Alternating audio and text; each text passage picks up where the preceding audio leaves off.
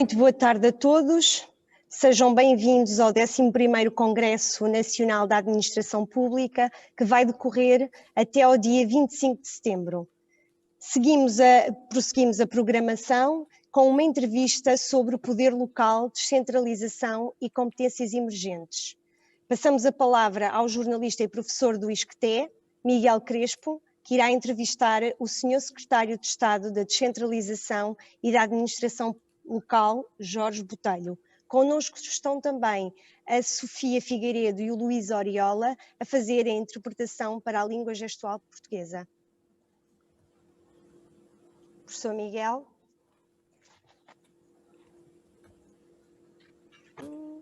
Vou-lhe ativar o som. Não estamos a ouvir. Sim, agora sim. Agora sim. Ok. Muito obrigado. Boa tarde, Sr. Secretário de Estado. Bem-vindo. Temos aqui meia hora para falarmos um pouco sobre algumas temáticas que nos parecem muito relevantes nos tempos atuais e também até em tempos de pandemia, várias das coisas poderão ter alterado. E se calhar podíamos começar por falar um pouco sobre as tais competências emergentes, que muitas vezes têm a ver com o uso de tecnologias de interação à distância. E, portanto, eu pergunto-lhe assim, para começarmos, assim, qual será o papel do digital e do acesso remoto na descentralização e como é que imagina que podemos ter melhores serviços públicos com base nessas tecnologias? Boa tarde a todos. Estão-me a ouvir? Sim? Estão-me a ouvir? Sim, perfeitamente. É que eu não estou a conseguir ver. Na administração, em primeiro lugar, boa tarde a todos, obviamente integrado no 11º Congresso Nacional da Administração Pública. Eu costumo dizer que a administração local também é administração pública e por isso a pertinência logo da questão que me coloca. As autarquias locais estão na primeira linha das competências emergentes. Aliás, muitas vezes já estão mesmo na primeira linha daquilo do mais avançado que se faz, em função, obviamente, da dinâmica de cada um. Isto é, as competências emergentes e toda esta perspectiva do confinamento e o salto qualitativo que tivemos que dar em termos de utilização das novas tecnologias, das novas formas de trabalho, aplicam-se inteiramente à administração local. A administração local digamos, bem como os serviços de atendimento à administração pública central, a administração local, pela sua ramificação, pela sua dispersão do território, por ser aquela que teve um primeiro contacto com a população, que é a porta, digamos, onde as pessoas têm mais perto, é o serviço público mais perto, muitas vezes, das populações, obviamente tiveram que se precaver neste contexto de pandemia e utilizar a tecnologia, que muitas delas já tinham incorporado nos seus sistemas de gestão documental, nos seus sistemas de prestação de serviços, de informação ao cidadão, de todos aqueles sistemas que nós conhecemos do conceito, que está perfeitamente adaptado ao conceito das smart cities, das cidades inteligentes, incorporando tecnologia nos meios de decisão e, obviamente, na eficácia e na eficiência de toda a gestão em função de custos, mas também em função da resposta aos cidadãos, tiveram que se adaptar.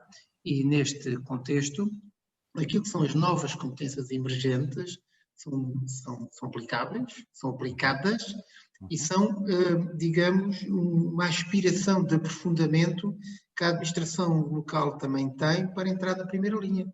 E para isso contaram muitos fatores para que haja também incentivos para que a administração local, juntamente com a administração central, dê os passos para que a administração pública seja, digamos, uma só. A administração pública central nas suas múltiplas vertentes, nos seus múltiplos ministérios, mas também a administração pública local, naquilo que é o contacto com o cidadão e naquilo da interconectividade que tem que existir entre a administração local em função, a administração local e a administração central em função do bem-estar das populações e do acesso aos serviços públicos. Ok. Será então, de alguma forma, que podemos dizer quase que esta pandemia nos provou à força que, na verdade, e levando para casos muito concretos, muitas vezes, se calhar, não precisamos de percorrer dezenas de quilómetros para ir tratar dos nossos assuntos, ou seja, que podemos criar vias e sistemas alternativos para estarmos mais próximos da população, dos cidadãos, sem termos que nos deslocar dessa forma. Será assim? Eu penso que esse é o caminho a seguir. Obviamente, a componente presencial nunca deixará de ser uma componente. Enquanto houver uma pessoa que não tem acesso, ou em função da sua idade, da sua iliteracia, ou outro critério qualquer de distanciamento em relação às tecnologias, que nós, obviamente, com formação contínua, com capacitação, com inovação, temos que ir sempre trabalhando para passar para os incluídos aquelas pessoas, por um motivo qualquer da sua vida, não conseguiram acompanhar o progresso, mas, obviamente, esse é o caminho. Haverá sempre um front desk. Haverá sempre uma área de atendimento dedicada, mas obviamente haverá cada vez mais novas formas de relacionamento, o digital está aí e é para aprofundar, e cada vez mais a procura das populações são pela sofisticação dos serviços digitais. Cada vez, conforme se vão embrenhando nestas novas respostas no digital, vão sendo mais exigentes, o que requer da administração local uma exigência enorme de estar sempre, digamos, na última linha daquilo que pode expor em termos de serviços, mas também da administração central a fazer parte do mesmo processo. E para isso é preciso inovar, é preciso capacitar, para isso é preciso investir. E é essa a linha que nós temos que ter, sem descurar a questão presencial. Nem tudo é tecnologia. E enquanto houver pessoas, nós temos que ter o cuidado de cada vez mais os nossos serviços de atendimento, aquilo que é simplex associado a espaços comuns, lojas de cidadão, espaços de cidadão, lojas do município, espaços do empreendedor, o que seja, cada vez mais tem que incorporar uma matriz presencial, cada vez mais com mais respostas ao nível dos territórios, de maior proximidade, evitando que as pessoas se desloquem, uns no conforto do seu lar e outro num serviço de atendimento que também incorpora digital, muito próximo da sua casa. Ok, pronto. Portanto, há bocadinho falou de um conceito obviamente muito interessante e extremamente relevante, a ideia das smart cities, de que os cidadãos têm melhor vida, poupando tempo em deslocações, em gasto, reduzindo a poluição. Esses espaços de cidadão de que estava agora a falar, como são as lojas de cidadão e outros que possam existir a nível mais local ou mesmo a nível de freguesias ou dentro de várias freguesias, é assim, poderemos imaginar que esses espaços serão cada vez mais espaços de mediação, de atendimento presencial, onde se faz a mediação para que os cidadãos com a menor literacia, como estava a falar, possam aceder então a esses serviços digitais. Poderá ser esse um dos caminhos, Sr. Secretário de Estado? Penso que esse é um caminho desejável. Se os espaços de cidadão se transformarem em polos de formação para a literacia digital, isso é ótimo, mas obviamente haverá sempre um esforço de que as pessoas que estão nos atendimentos de alguma forma encaminharem as pessoas para ferramentas alternativas de relacionamento mais próximo, mais rápido e mais cómodo. Claro. Isso parece-me, e aliás isso em termos de pandemia, é um critério importantíssimo. Agora, é preciso fazer um trabalho, nós temos que ter consciência que o caminho que está-se a fazer é necessário um investimento e é necessário, acima de tudo, juntar mais parceiros a este processo para cobrirmos o território nacional, sempre nesta linha de proximidade, com atendimentos presenciais, incorporando mais digital e mais respostas às populações mais próximas. Ok. É assim, talvez ainda seja um bocadinho prematuro, porque está neste momento a decorrer publicamente e a nível governamental essa discussão, não é? Mas prestes a iniciar-se este novo programa de fundos europeus de financiamento, a seu ver, quais seriam as prioridades fundamentais para dar o arranque decisivo para concretizar essa descentralização que estes sistemas de atendimento remoto permitem? A Sra. Ministra, hoje na abertura da sessão deste 11º Congresso, disse uma coisa que eu acho muito importante, que no próximo quadro comunitário de apoio, a questão da capacitação da administração pública abarca uma fatia importante de fundos. E isso é verdadeiramente relevante em função até também de uma história acumulada do local onde fomos colocando os fundos comunitários ao longo dos anos. Porque a administração pública não pode ficar para trás. Não pode ficar para trás neste mundo digital, porque basta agora até as questões da pandemia, isto é, todas as pessoas percebem a sua relação com a sua autarquia. Claro. Aliás, a expressão da votação, e se verificarmos, as pessoas votam mais na sua componente autárquica. Porquê? É o poder que lhes diz que está mais próximo, que lhes diz mais, conseguem escrutinar melhor. Por isso, nós não podemos agora deixar de capacitar e investir na administração pública, tanto na qualidade e na sua formação contínua, como na perspectiva digital. E eu diria que o conceito de Smart Cities não se resume só às questões do atendimento, nem tudo é isso.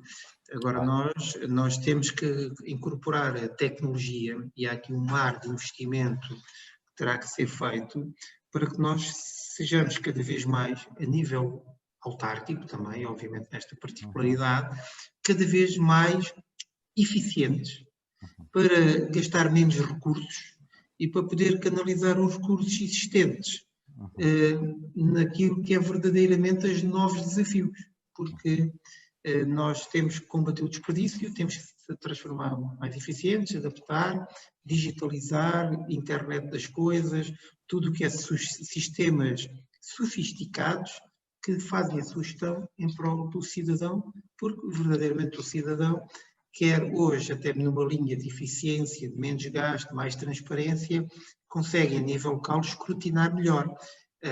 E eu acho que isso é um desafio em si, de nós podermos e potenciarmos toda esta capacidade de informação online, traduzir isto para que o cidadão, cada vez mais capacitado, mais liderado em termos digitais, possa também aceder a uma manancial de informação disponível e ter, digamos, progressivamente mais leituras sobre a forma como é gerido, como é feita a gestão e também mais leituras quanto eficientes nós conseguimos incorporar no território. Eu acho que isso é um bem assim. Ok, portanto, o Sr. Secretário de Estado está a fazer e muito bem, ou seja, uma ligação em que estamos a falar de tecnologia, mas no fundo o que nos interessa são as pessoas e o que essa tecnologia nos pode trazer às pessoas.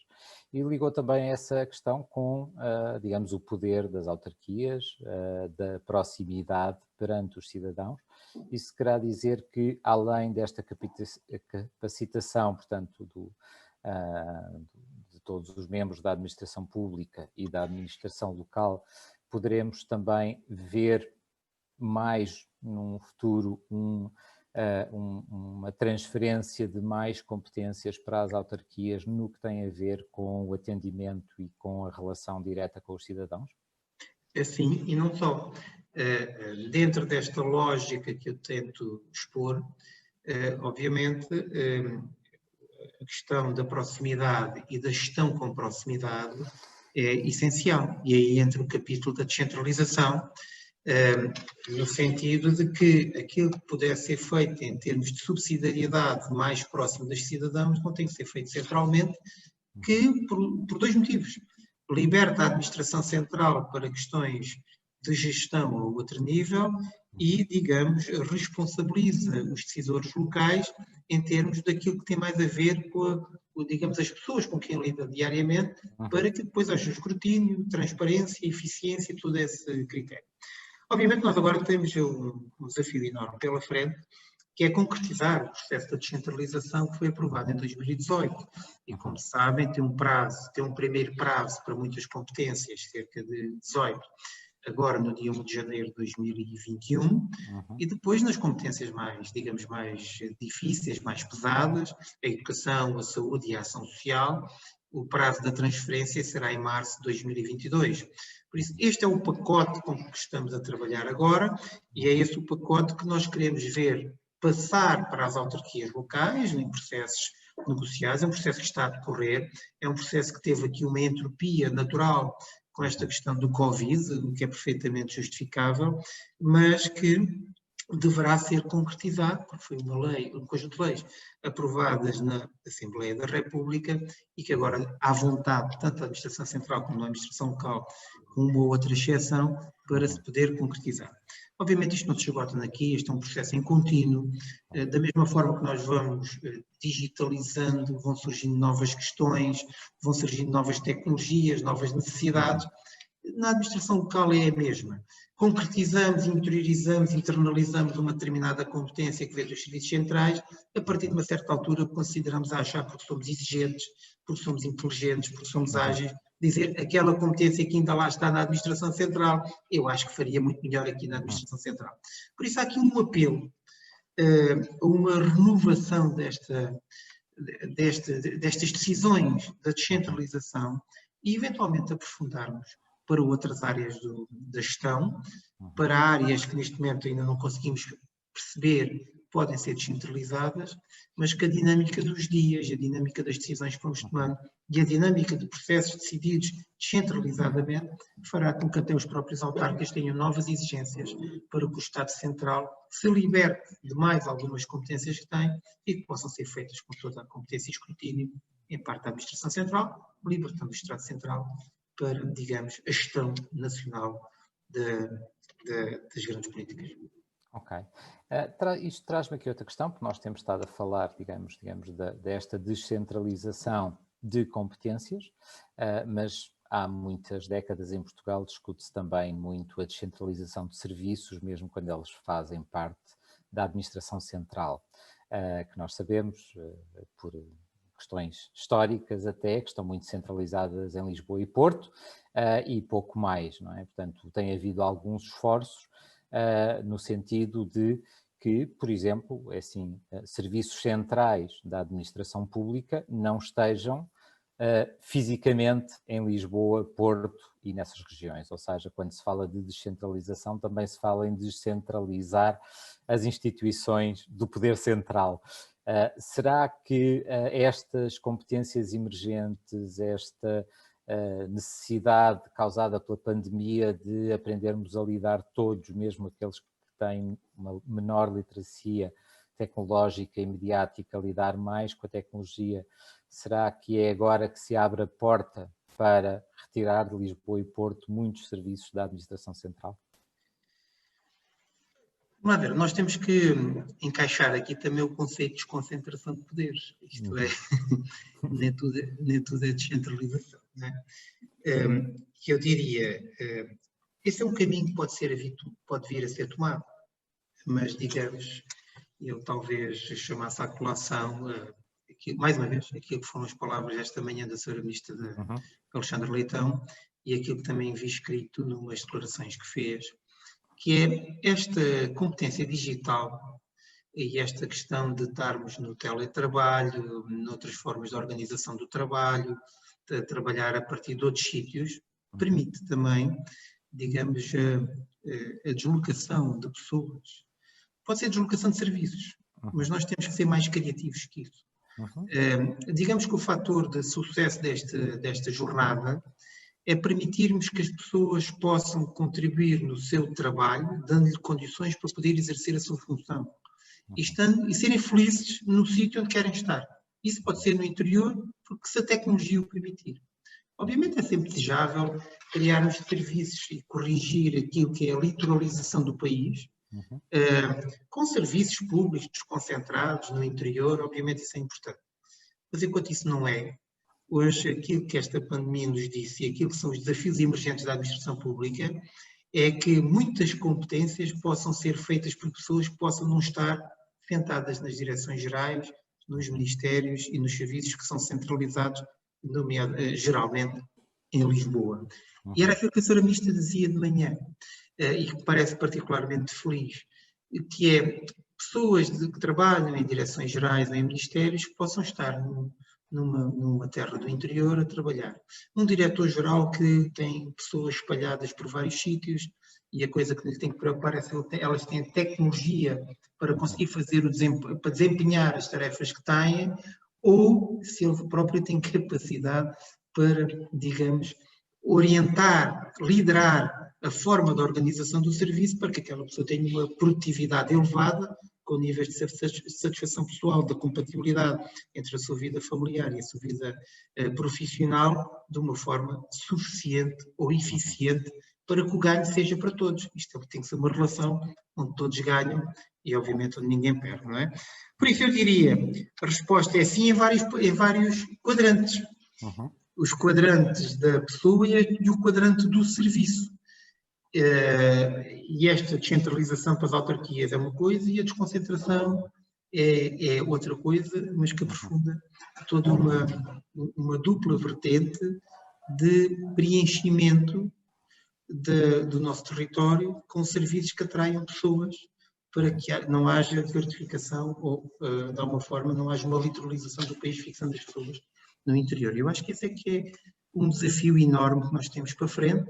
E eu acho que é um desafio que, sinceramente, podemos ganhar, aproveitando estes poderes emergentes, aproveitando o investimento que temos de fazer na administração pública para que isto possa ser possível na sua plenitude e aproveitando, na minha opinião, a disponibilidade das pessoas como nunca, os trabalhadores, os líderes, os trabalhadores, os técnicos superiores e outros, a disponibilidade tem como nunca de agarrar as oportunidades que a digitalização e estas novas formas de organização do trabalho ou aquilo que foram obrigados a confinar, poderem se prosseguir já depois da pandemia ter passado e nós estarmos num outro patamar de envolvimento. Agora, as dificuldades são muitas, mas é para superar as dificuldades que eu acho que há muita gente a trabalhar para que conseguem ver mais longe e conseguem antecipar desafios que temos que conquistá-los. Por isso, a digitalização, onde vai haver, obviamente, também dinheiro, que é uma das linhas prioritárias de intervenção do novo quadro comunitário e das verbas que aí vêm, a digitalização e esta transição digital também tem que ver com a administração pública, preenchendo ou repartindo, digamos assim, e capacitando as pessoas para desempenhar o seu trabalho o melhor que têm em função independentemente do sítio onde estão sentados.